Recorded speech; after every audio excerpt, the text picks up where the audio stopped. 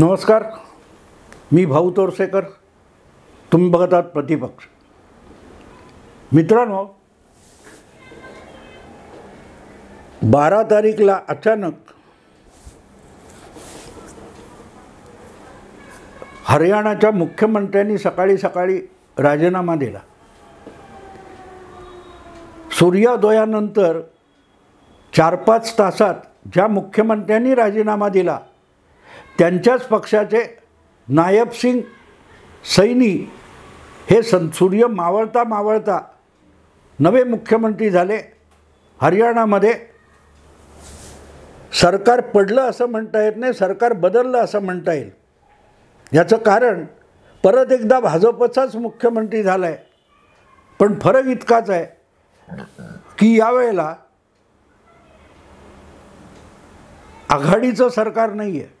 गेले 4.5 वर्ष हरियाणामध्ये आघाडीचं सरकार होतं, ज्यामध्ये मोठा पक्ष म्हणून भारतीय जनता पक्षाचे मनोहरलाल खट्टर हे मुख्यमंत्री होते आणि बहुमत पूर्ण करण्यासाठी जननायक जनता पार्टी नावाच्या पक्षाचे 10 आमदार सोबत घेऊन त्यांच्या पक्षाचे जे मला वाटतं अभय चौटाला वगैरे दुष्यंत चौटाला यांना उपमुख्यमंत्री करण्यात आलं होतं.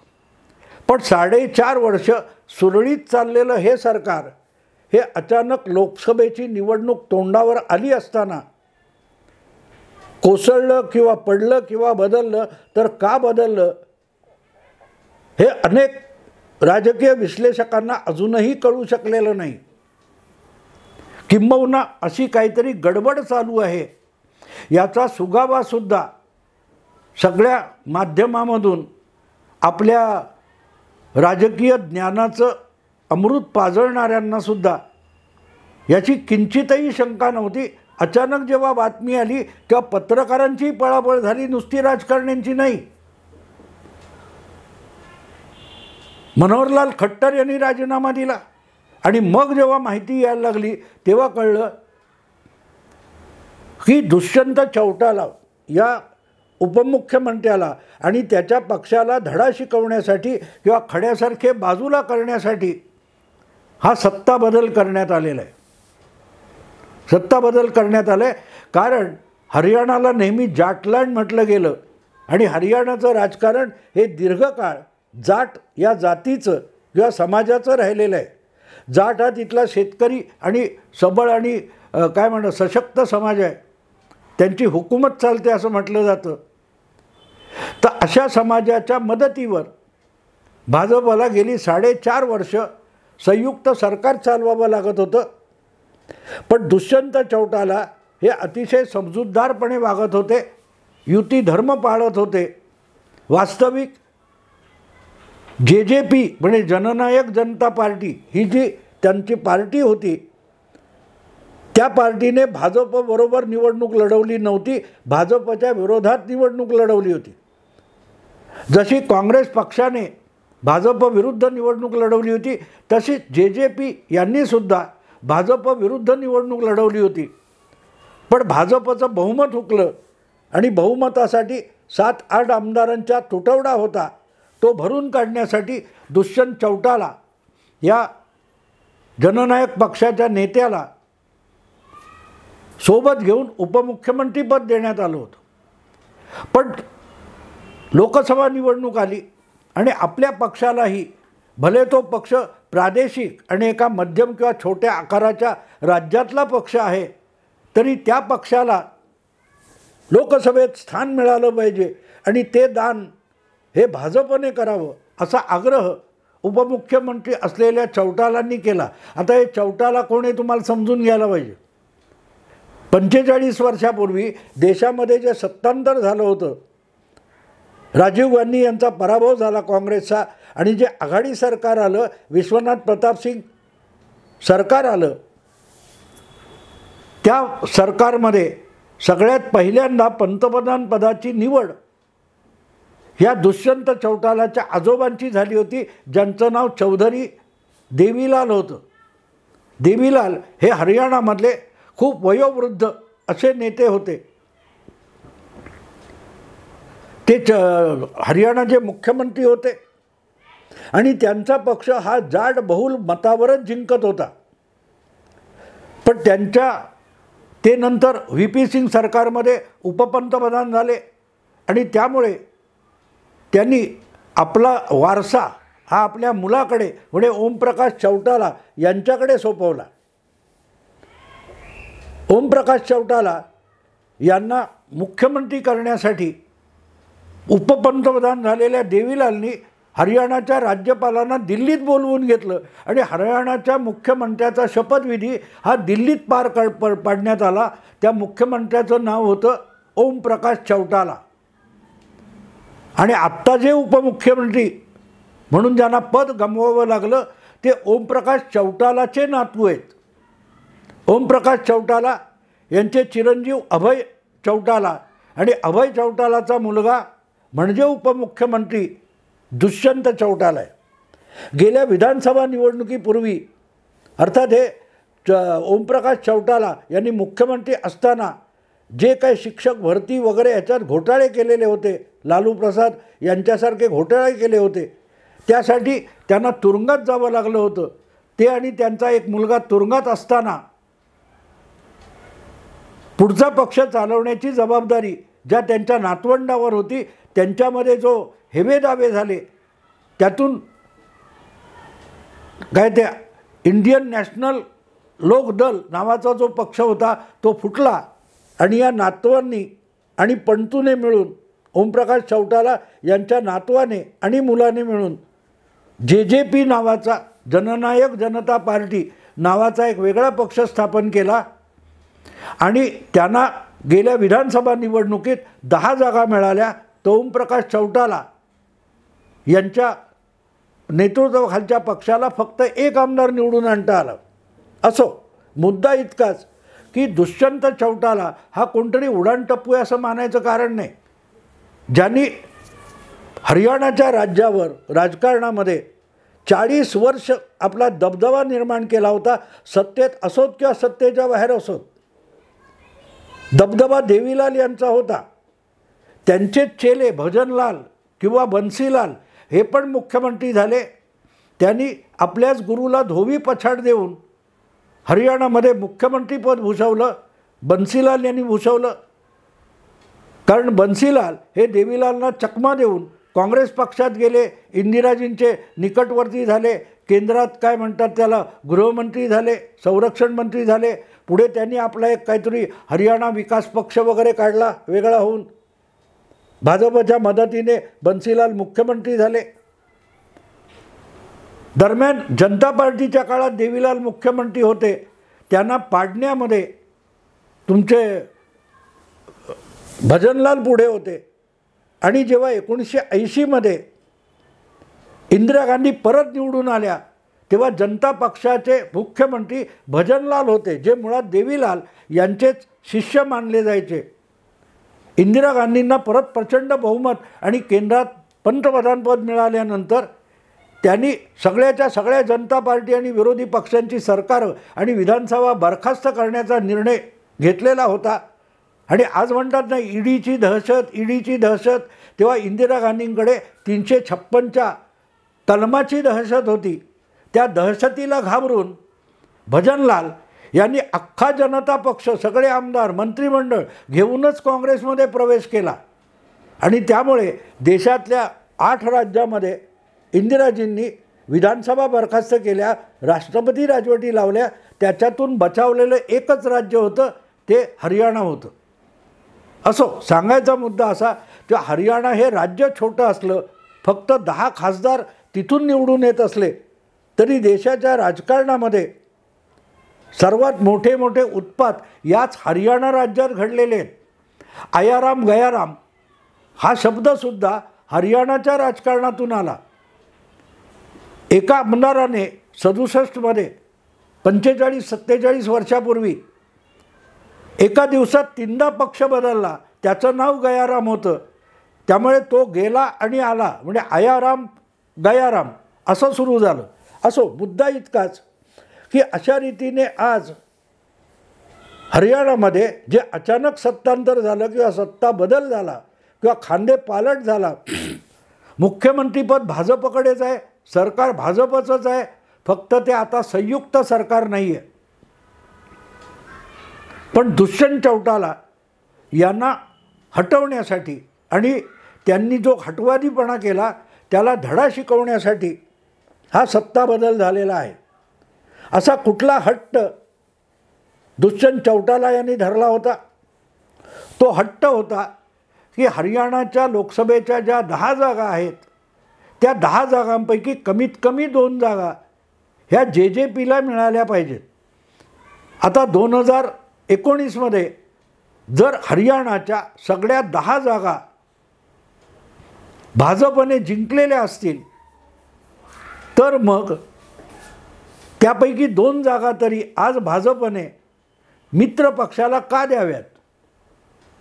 आणि विशेषतः जो पक्ष आधीच्या निवडणुकीत सुद्धा आपल्याबरोबर नव्हता, सत्तेचं गणित जमवण्यासाठी ज्याला बरोबर घेतलं आहे, अशा पक्षाने आपण जिंकलेल्या, भाजपने जिंकलेल्या 2 जागांसाठी हट्ट धरावा, नाहीतर सरकार पाडायची धमकी द्यावी, इथपर्यंत जेव्हा प्रकरण गेलं तेव्हा भाजपने आपण एका राज्यातली सत्ता वाचवण्यासाठी शरणागत होत नाही हे दाखवण्याची साधलेली संधी म्हणजेच ही ताजी घटना आहे. ज्या वेळेला हे अभय चौटाला वगैरे, दुष्यंत चौटाला भाजपचे अध्यक्ष जगतप्रकाश नड्डा यांना भेटले होते आणि 2 जागा कमीत कमी मिळाल्या पाहिजेत, नाहीतर हरियाणातल्या संयुक्त सरकार चालवायचं की नाही असा आम्हाला फेरविचार करावा लागेल, अशी धमकी देण्यात आली. हीच धमकी एक प्रकारे काल परवा एकनाथ शिंदे यांचे सहकारी संजय शिरसाट यांनी सुद्धा दिली होती की आम्ही 40 आलो म्हणून, नाहीतर तुमचे 105 आमदार विरोधातच बसलेले होते. काहीशी अशीच भाषा ही दुष्यंत चौटाला यांनी भाजपशी आणि जगतप्रकाश नड्डा यांच्यासमोर वापरली. तिथे सहनशीलतेचा कडेलोट झाला आणि दुष्यंत चौटाला यांना राजकारणातला नवा धडा शिकवणं हे भाजपसाठी अपरिहार्य झालं.